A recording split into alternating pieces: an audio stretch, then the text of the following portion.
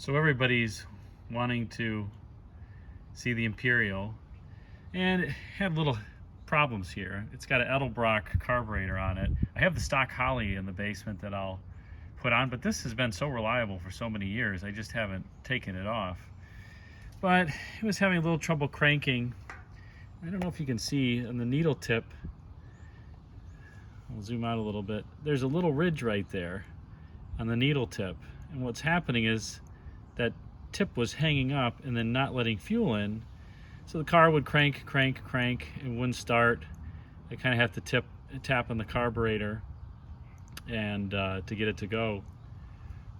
But these Edelbrocks, I've never taken one apart. I've only had stock carburetors, and I'll just say they seem to be quite simple. They do have two floats, by the way. So you can see here, two needles and seats.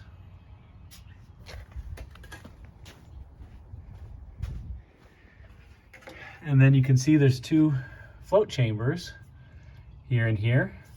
This is the primary circuit, the primary Venturis. The carburetor runs off of most of the time. This is the back secondaries that it runs off when you floor it.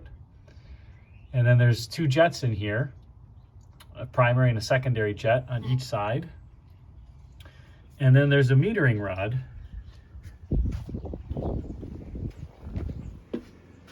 which you can see here, which basically sits in the jet and rises up and down to allow more or less fuel on the primary side. So here it sits in this jet down here, and then it just raises up and down. There's a spring that sits in the cover, so this is spring loaded. And a couple things you can do on these. You can change the jet size to be smaller if you want it to run richer. You can change the metering rod diameter.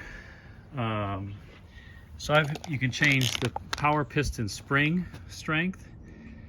So you can experiment a little bit. The nice thing about these Edelbrocks is it's two torque screws, and you have the primary metering rods out and the springs. So you can really tune these super fast compared to other stock carbs, which is great. So I'm going to experiment. You can see a little kit here with different metering rods. This car runs a little lean at part throttle tip in, so I'm going to go with a bit thinner rods, try it out. And then I've also got these two needles that I'm going to put in that, let me see if I can zoom in, have no ridge on them. They're just smooth. So that should cure my starting problem. So I have to say, I've never owned an Edelbrock carburetor or taken one apart, but I would say so far it's very simple, easy to use, and simple to clean. Again, you can see I just took the top off. I'm a big fan of taking the top off of these, although this one wouldn't have taken hardly any more work to take the whole carburetor off. But I had the top off maybe in 10 minutes. And then I'll just play around, put some different metering rods in here. Looks like there's a little spring-loaded clip that I'm going to have to take off, but that's no big deal. And I'll clean it up and put it back together. But this was my principal issue, were these needles. So I'll just put those back in and put the car back together and give that a try first, and try some different metering rods. So one of the things before you reassemble these floats you want to do is shake them and make sure you don't hear any fuel sloshing around, because sometimes the solder will go bad and then the float won't have the right weight. It won't be buoyant to the effect that it should be. So just thought I'd give everybody that tip. I'm going to put the new needles in here, and we'll go from there. I should technically put the right, new seats in as well, but somebody has borrowed my large screwdriver, and these were relatively new, and they look clean. So this should be fine with these new needles.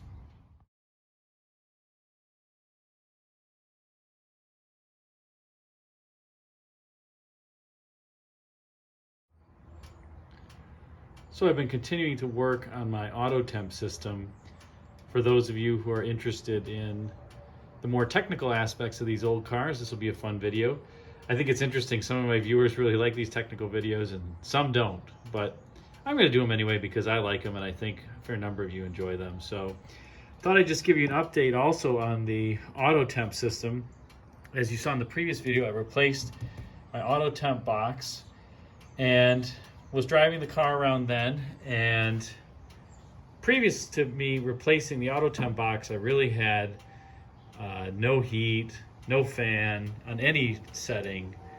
And when I put this in, at first I had the fan, I tried it while the car was idling, but then as I got on the road, the fan would kick off after I was driving for a while, and I'd have to push the defrost button to make it come back on. And this got kind of progressively worse as I drove, and everything would work fine in the defrost setting. It would cycle between heat and cooling, the compressor would kick on appropriately, but as soon as I pushed the lower high fan speed setting on the Auto Temp box, the fan would kick off.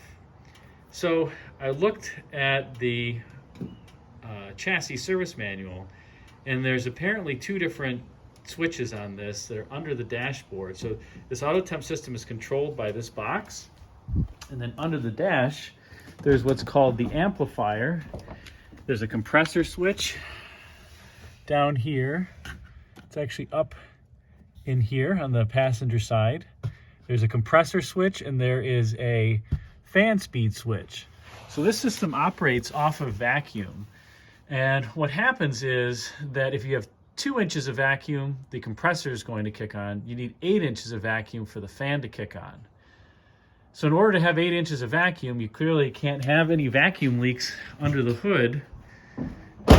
Otherwise, you're just going to have some problems with the overall system. So I noticed that the compressor would kick on, and I actually pulled the vacuum hose off of the blower switch underneath there off, and I sucked on it and the fan kicked on.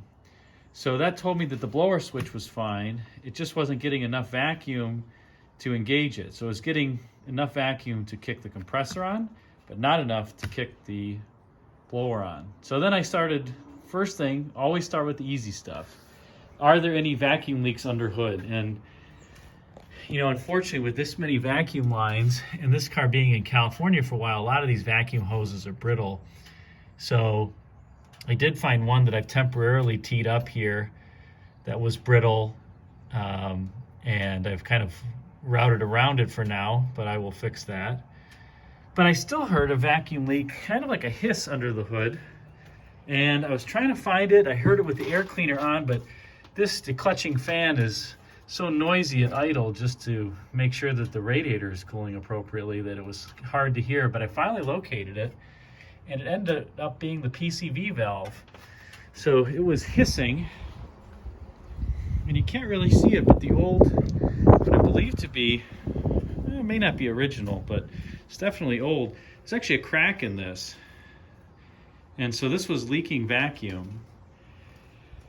So, trip to my friendly auto parts store, I put the PCV valve in, and that hissing is gone. And now my blower switch seems to be kicking on. So, it's at least staying on. I drove it around my subdivision, and it didn't kick off like it did yesterday.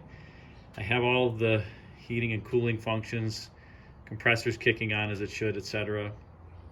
But just thought for anybody who's messing with the Auto Temp system, this thing actually operates, there's 2 switches, a compressor switch, as I said, that turns on at 2 inches of vacuum, and a fan switch that turns on at 8 inches of vacuum.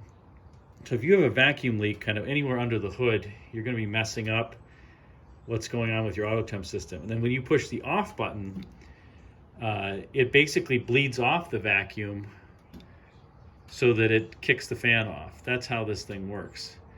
I've never messed around with the Auto Temp system, but I just checked the chassis service manual, and on YouTube there's actually a Chrysler Auto Temp video that I watched that was really helpful. I didn't understand that there were 2 switches and that's how it operated. But I thought I'd give somebody a helping hand in the event they had some Auto Temp problems. So, interesting system, very different from the GM Comfortrons and Ford automatic climate controls of the day. I'm hoping, my fingers crossed now, that my problem is solved. At least if nothing else fails, I have full operation in the defrost mode. But this was definitely hissing. So other tip to get your PCV valve replaced is something that most people don't think about, but you really should replace these. Usually if you shake them and you hear them rattling, that means that they're good.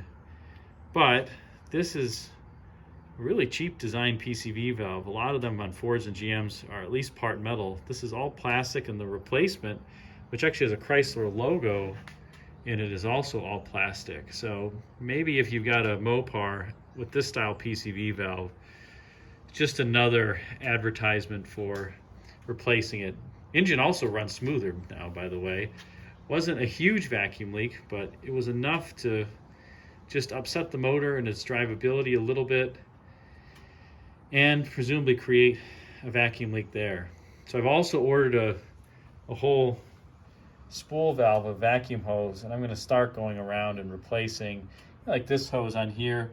This is actually, I believe, what feeds the whole Auto Temp system. It gets ported vacuum from the intake, and this line snakes around to this reserve canister here, likely so that when you're accelerating or flooring it, there's some reserve vacuum and the fan doesn't cut off, given how I just mentioned it operates. But you know, these hoses, after being so old, just kind of slip on and off quite easily. So there's probably some leaks there. I'm going to replace some of those. You can, in a pinch, you can just cut the end off. That's usually, you can see it's bulging, and then just stick it back on with the part that's not bulging, but that's not a great way to do it. So more fun with the Auto Temp system. I think the rest of these vacuum hoses are generally in good shape, but best thing to do, the auto parts stores will charge you a fortune for this. Just go on Amazon and buy a whole spool of it, especially if you have a bunch of old cars. You're going to be going through this over time. I think I paid $15 for 50 feet.